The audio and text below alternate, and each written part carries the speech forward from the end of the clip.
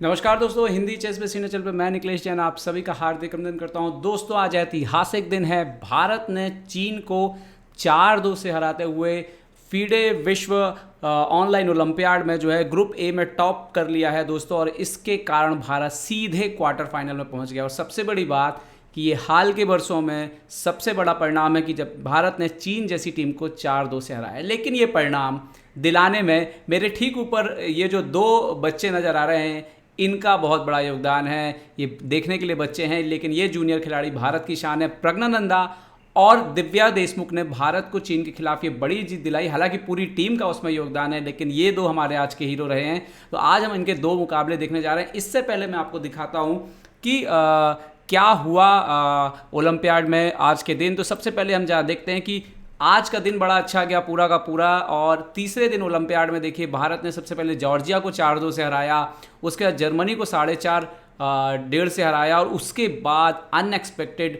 4-2 से हराया चाइना से। जीतने की उम्मीद कर रहे थे, लेकिन लग रहा था कि बहुत ही क्लोज होगा, लेकिन 4-2 का परिणाम एकदम डबल स्कोर करना बहुत बड़ी बात थी। रिजल्ट आप देख सकते हैं, परिणाम मेरे ठीक ऊपर। इंडिया टीम पहले स्थान पर रही है, 17 पॉइंट बनाए हैं। अगर मंगोलिया से वो इंटरनेट से लॉस नहीं हुआ होता तो भारत यहाँ पर 18 पॉइंट लेता, मतलब 9 के 9 मुकाबले जीतता। क्या बात है, चाइना को पीछे छोड़ा है। और अगर आप यहाँ पे एनालिसिस करेंगे और देखना चाहेंगे जो टीम की स्थिति है, यहाँ पे आप देखिए किस तरह से भारत ने 4-2 से चाइना को हराया है।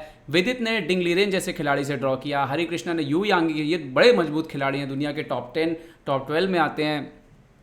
कोनेरू हम्पी ने हाउ इफान वर्ल्ड नंबर 1 को ड्रॉ पे रोका, तो हरिका द्रोणावली ने वर्ल्ड चैंपियन जू वेंजुन को ड्रॉ पे रोका। और उसके बाद कमाल दिखाया प्रज्ञानंदा और दिव्या देशमुख ने। प्रज्ञानंदा ने एक ऐसा गेम पलटा लास्ट में कि बहुत ही अमेजिंग, और दिव्या देशमुख, दोनों के हम इन गेम पे नज़र डालेंगे।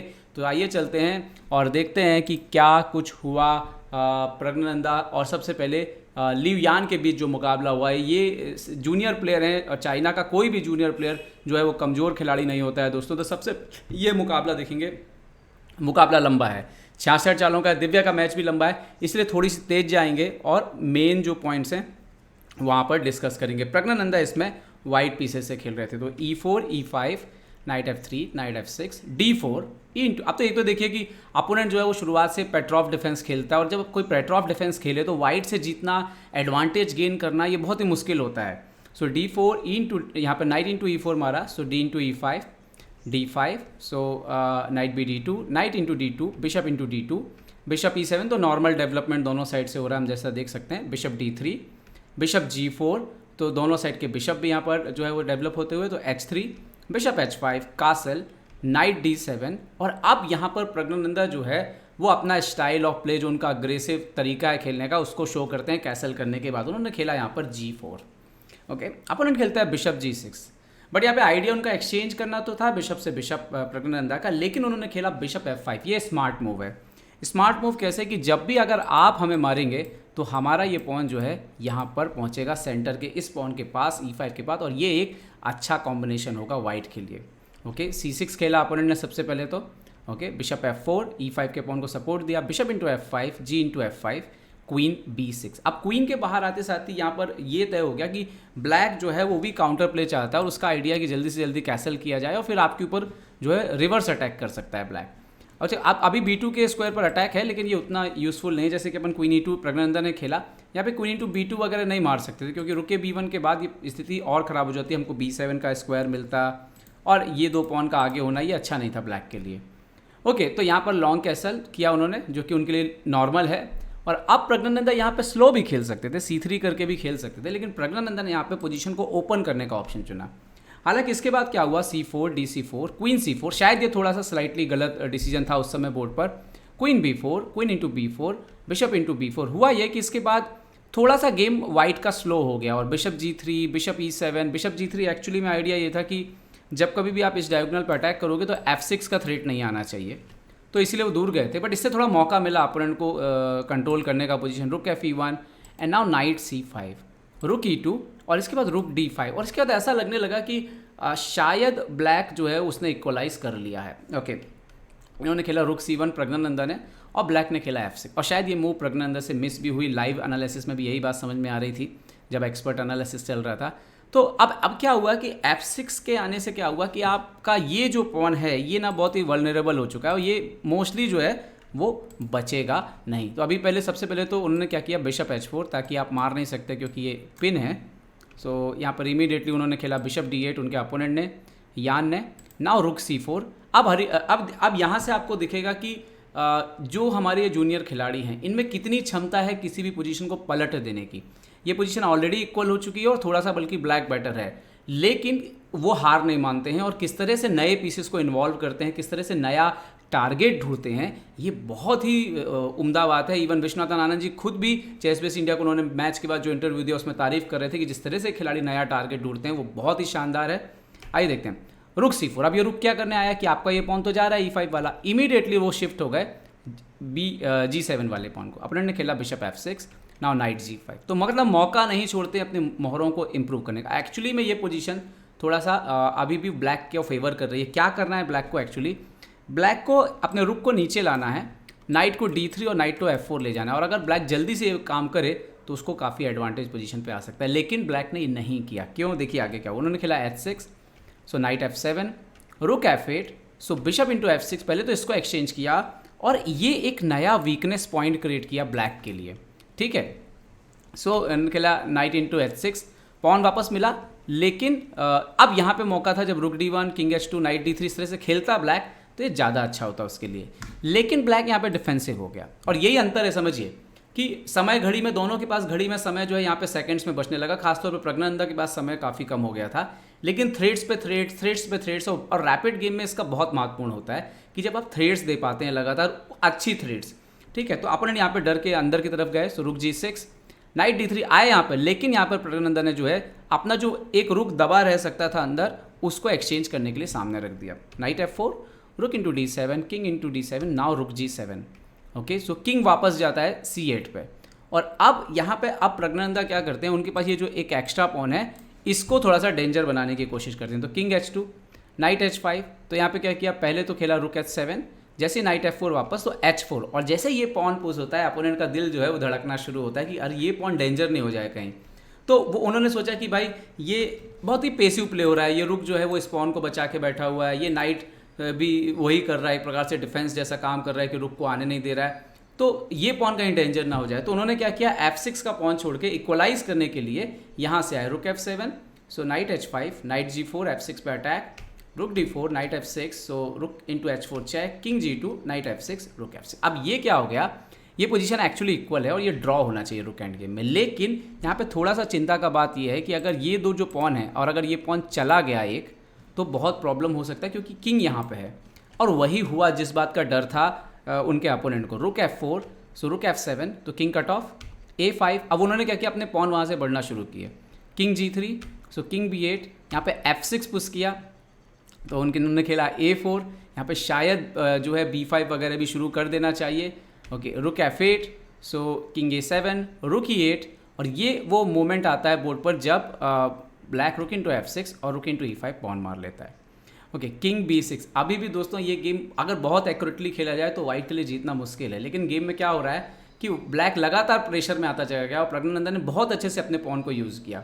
4, रुक D6, रुक E2, सो रुक D1। ऑलरेडी यहाँ पर एडवांटेज जो है प्रज्ञानंदा के पास जा चुका था, क्योंकि आप देखिए एक तो ये जो किंग है वो इस पॉन से बहुत दूर है और ये पॉन तेज़ी से जो है ऊपर की तरफ जा रहा है और किंग यहाँ पर उसके साथ है। अच्छा, इस तरह की पोजीशन में हम ये भी जानते हैं कि अगर किंग जल्दी नीचे आ जाए, हमारे पॉन मर जाएं, तो ब्लैक अपना रुक भी दे सकता है पॉन के लिए, और वो हुआ भी। लेकिन देखिए किंग जो है वो ज़्यादा जल्दी नीचे नहीं आ पाया। रुक G1।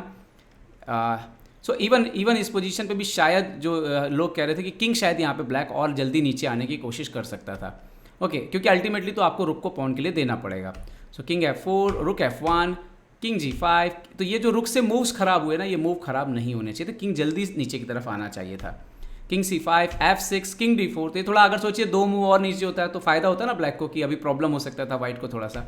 तो but king G6, king D3 आए, बट रुक G2, B5। तो यहाँ पर आप सीधी बात समझिए कि किंग भी यही होता, लेकिन 2 पॉन जो है वो और ऊपर आ गए होते, तो ये सब चीज़ें फ़र्क डाल सकती थी, बोर्ड पर ड्रॉ हो सकता था। बट थोड़ा सा देर हो गई और टाइम प्रेशर में जब आपके पास सेकंड्स बचते हैं, उनके अपोनेंट ये मूव नहीं निकाल पाए और अल्टीमेटली क्या हुआ यहाँ पर, रुक G5 के अब रुक F5 आ रहा था तो मजबूरी में मारना पड़ा। रुक into F7, king into F7, king C2 आए, बट प्रज्ञानंदा ने उसके बाद बहुत गजब का डिफेंस किया, आराम से किंग को कट ऑफ कर दिया। यहाँ पर जो मूव्स हुई रुक G2 चेक के बाद king B1, A3, BA3, C5, but king E6, C4, so king D5, बिल्कुल टाइमली किंग जो है वो आ गया, C3, किंग C4, C2। तो अभी यहाँ पे क्या करना है, कुछ नहीं करना है, आप सीधा चेक दीजिए, क्वीन टेक और एक बार किंग B4 आ गया। अब आप देखिए कि ये लॉस है, क्योंकि आप मार भी लीजिए तो कोई फ़र्क यहाँ पे पड़ता नहीं है, क्योंकि ये पॉन जो है अब रुकेगा नहीं और ये बाद में क्वीन हो जाएगा। तो अपोनेंट ने यहाँ पे रिज़ाइन कर दिया। तो ये एक शानदार जीत जो प्रज्ञानंदा लेकर के आए। तो इससे क्या हो गया कि भारत जो है वो 3-2 से आगे हो गया। और इसके बाद चल रहा था वो आखिरी मुकाबला जिसने आनंद जी की भी जो है धड़कनें बढ़ा के रखी थी और सारी टीम की धड़कनें बढ़ा के रखी थी, क्योंकि दिव्या देशमुख खेल रही थी मुकाबला चीन की नंबर 1 जूनियर प्लेयर और से मुकाबला, और वो थी 1 मिनट, हाँ, तो ये था मुकाबला दिव्या देशमुख और जू जिनर के बीच मुकाबला था। और जू जिनर जो है वो नंबर 1 प्लेयर हैं वर्ल्ड जूनियर लेवल पर भी, और भारत में भी खेलने आई थी, लेकिन जूनियर चैंपियनशिप में वर्ल्ड जूनियर में इतना अच्छा खेल नहीं पाई थी। तो कहीं ना कहीं भारत के खिलाफ जो है उनके दिमाग में एक मानसिक दबाव भी रहा होगा। आप देखिए दिव्या ने ये गेम कैसे पलटा। E4, C5 Divya black pieces थी। ये गेम भी दोस्तों काफ़ी लंबा है, 71 मूव का है, तो हम थोड़ा तेज़ी से ही जाएंगे। Night F3, D4, CD4, night D4, ये normal opening, night F6, night C3, night C6, bishop G5, E6, queen D2, bishop E7, long castle, A6। तो ये नॉर्मल, आप देखिए कि नॉर्मल रिचर्ड राउजर जो है पोजीशन यहाँ पर चल रहा है। ओके, F4, बिशप D7, तो ब्लैक भी अपने पीस निकालते हुए वाइट ने नाइट F3 खेला यहाँ पर, ओके, ताकि वो सेंटर का एक्सचेंज अलाउ हटाया जा सके और D6 पे प्रेशर बनाया जा सके। ओके, B5, तो ब्लैक क्वीन साइड से खेलता हो, लेकिन अभी तक देखिए दिव्या ने अपना किंग जो है वो सेंटर पे रखा हुआ था और ये पिछले कुछ गेम से वो इसी तरह के खेल खेल रही थी। Bishop F6, G F6, okay, F5, सो क्वीन B6। अब आइडिया लॉन्ग कैसल करने का, जैसे ही मौका मिलेगा queen H6, so long castle. Actually ये पोजीशन जो है वो डबल एज पोजीशन है, मतलब ब्लैक का स्ट्रक्चर थोड़ा सा डैमेज जरूर है, डबल पॉन है, लेकिन उसके पास पीस के एक्टिविटी डबल बिशप का होना ये सब थोड़ा कंपनसेट करता है। और अभी वाइट को अपने पीसेस को रीग्रुप करना बाकी है। वाइट ने अभी पीसेस को रीग्रुप अच्छे से किया नहीं, उनके बीच कनेक्टिविटी बनाना ज़रूरी है। तो अभी उन्होंने खेला क्वीन H5, ओके, अभी F7 पर अटैक है, सो रुक F8, किंग B1, किंग को इम्प्रूव किया, एंड नाउ दिव्या ने खेला नाइट E5। अपोनेंट ने अपना आखिरी बिशप बोर्ड में निकाला बिशप D3। अब दिव्या खेलती हैं सबसे पहले तो किंग B8, किंग को थोड़ा सेफ कर देते हैं, नाइट E2, सो रुक H G8। अब आइडिया है, अब दिव्या यहाँ से एक्टिव प्ले खेलना शुरू करती हैं, मतलब आप H7 का पॉन आपको चाहिए तो ले लीजिए, बट हम आपका G2 का पॉन जो है मार लेंगे। अपोनेंट ने पहले नाइट G3 खेल दिया, G2 को ढक दिया, सो नाउ नाइट G4। ये भी बहुत ही इंटरेस्टिंग मूव था। अभी भी आप ये रुक इनटू H7 वगैरह मार सकते हो, लेकिन इसमें आप देख सकते हो कि क्वीन जो है आपका वो ट्रैप होने के चांसेस जो हैं बहुत ज़्यादा।